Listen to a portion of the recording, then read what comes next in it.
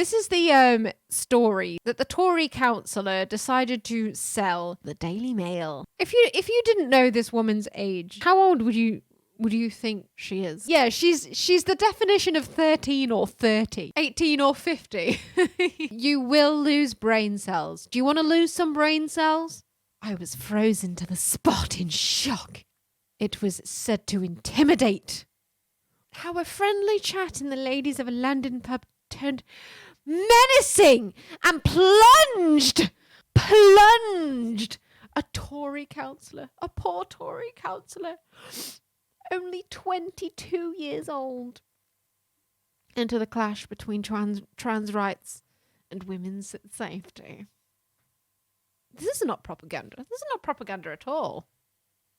These days, I don't feel safe going to the ladies' loo alone. That's a statement I never thought I'd make. It sounds crazy, doesn't it? I'm neither shy nor fearful, but after my experience at a Westminster pub earlier this month, that's how I feel. Frequented predominantly by civil servants. The Marquis of Granby is near where I work, but it could just as easily have been any pub in the country. It was a Wednesday night and I was attending an event upstairs. Before heading home after a pleasant evening, I went to the ladies' loo, which has 2 cubicles. I emerged from mine at the same time as the woman next door, who, about 6 foot tall, towered over me.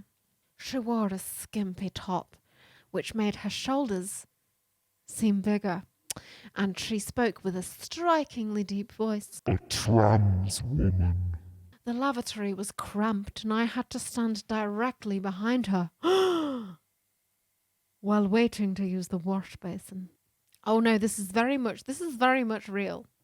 I can't deny I was a bit shocked, yet there was a sense of novelty. What would she be like? Like she's a fucking zoo animal. What would she be like? Well, we had quite a nice chat. Not exactly girly, but friendly.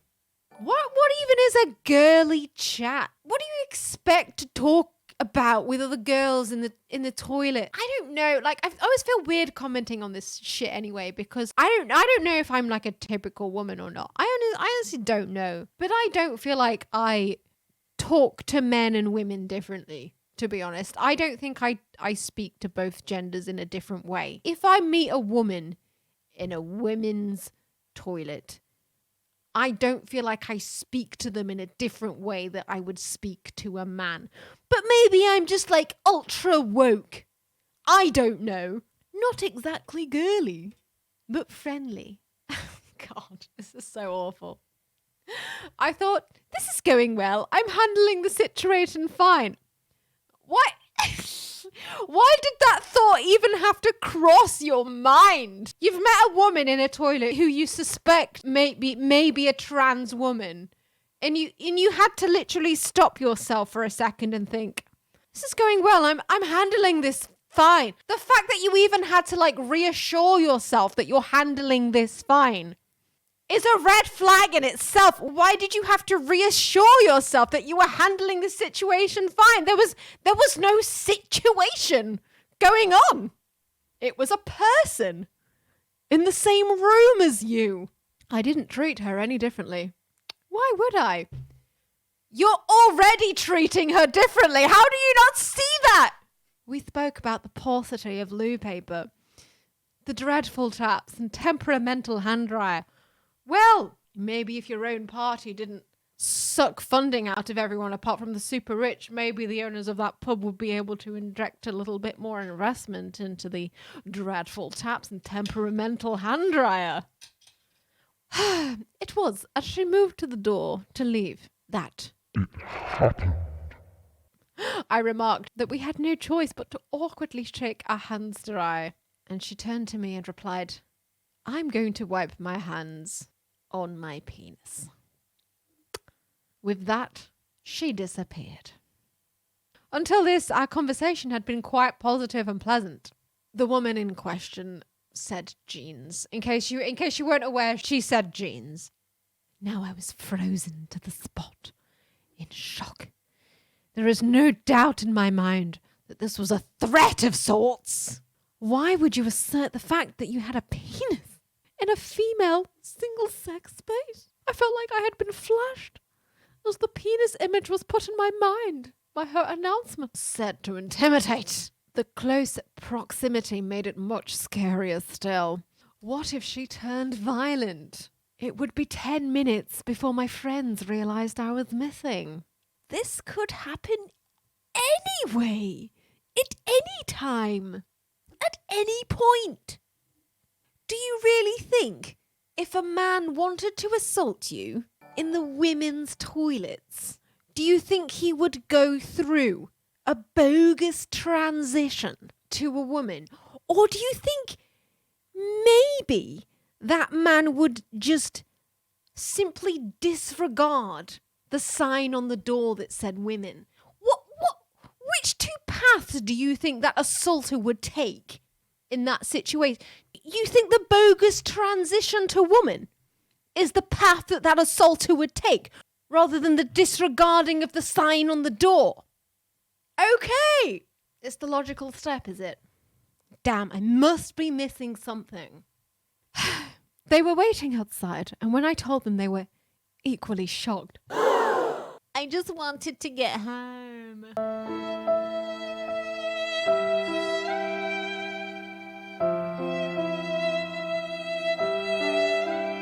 I'm sorry for putting you through this, but you just have to see how bad this article is. You have to see how bad it is. You have to see.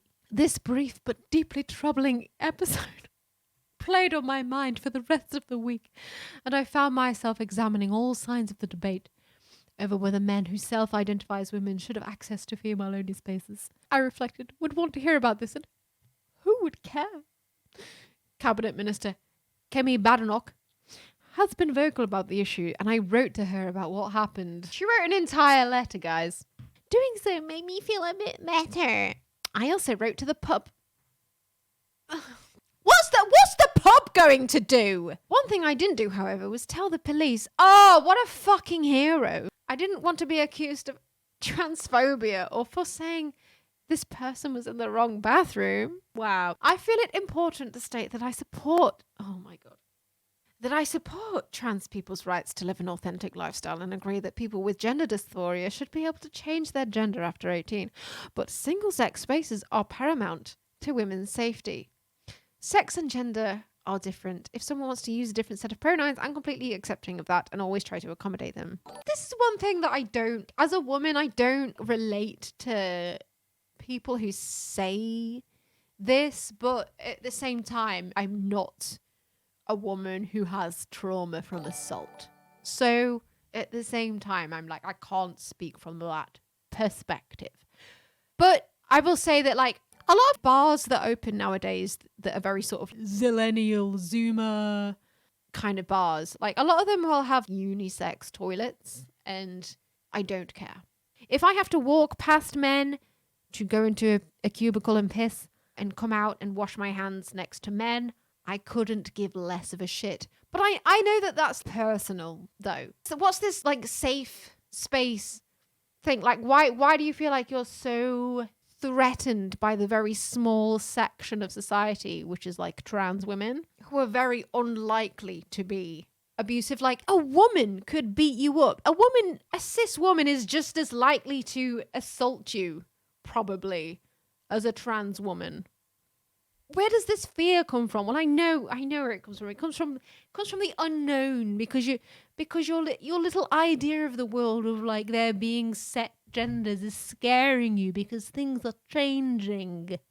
But guess what? Gender is nuanced. I know I'm only speaking for myself, you know. But the issue of self-ID is different. Women are in danger because there isn't an open dialogue about the erosion of women's spaces.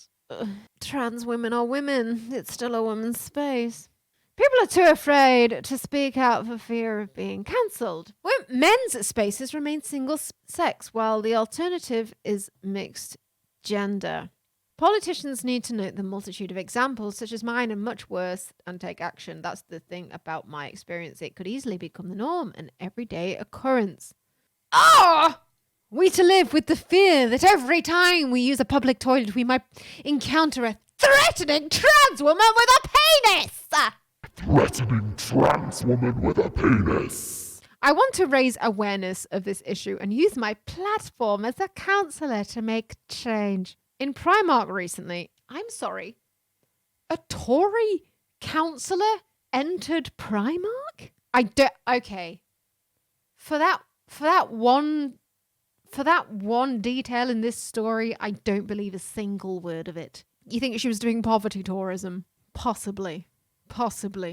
In Primark recently, I had my first experience using gender-neutral changing rooms. They have a little curtain, but no locking door. Again, if someone wanted to barge into your little changing room in Primark and sexually assault you, do you think that they would have been stopped by the little sign on the entrance saying women only? You think they would have been stopped by that? I was trying on jeans and felt quite vulnerable. At risk. Why? What's different? This blurring of the sexes is now everywhere. I went to Boots Opticians and by accident tried on a pair of men's glasses! I don't know how she ever recovered from that. I went to Boots Opticians and by accident tried on a pair of men's glasses that were too big for my face because men have biologically bigger faces. An assistant said there were new rules and all the glasses are now mixed up. No!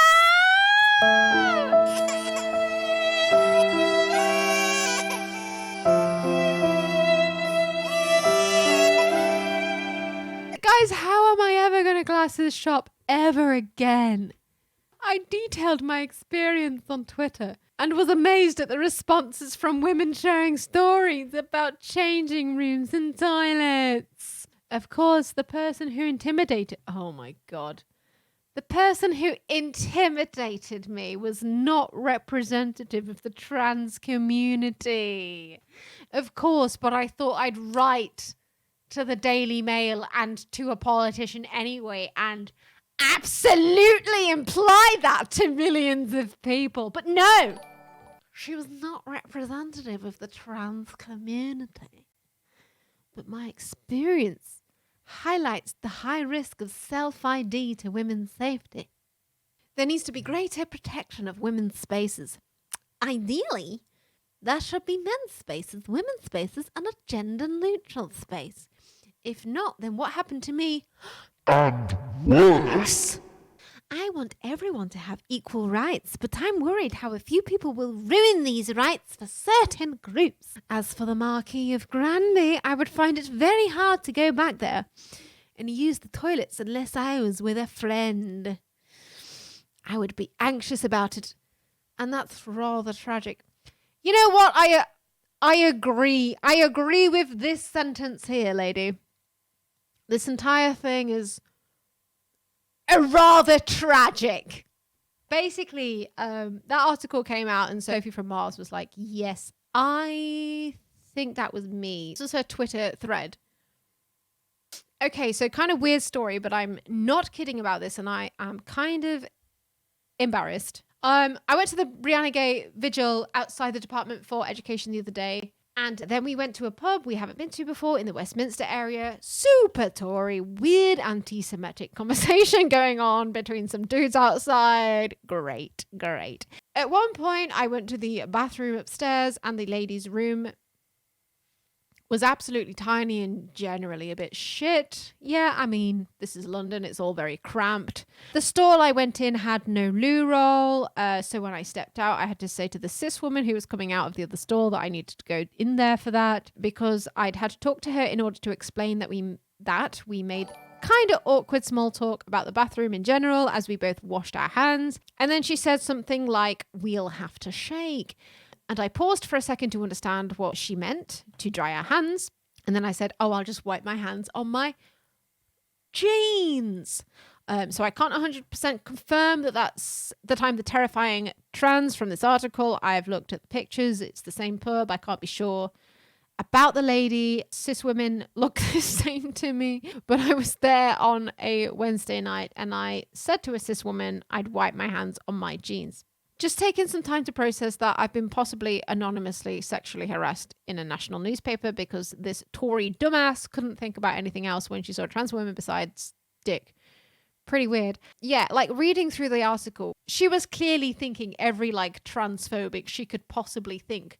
Like before they even engaged each other in conversation, she was already thinking all of the awful thoughts, and she's absolutely exposed all of that in that Daily Mail article. Details that match the article: marquee of Granby pub, upstairs event, Wednesday night, shit bathroom, no loo roll, awkward small talk, broad-shouldered, giga chad, transgender. Also, whether or not it was me, but I'm increasingly sure it was, she used her weird made-up story to write a letter asking for more transphobia. Normal.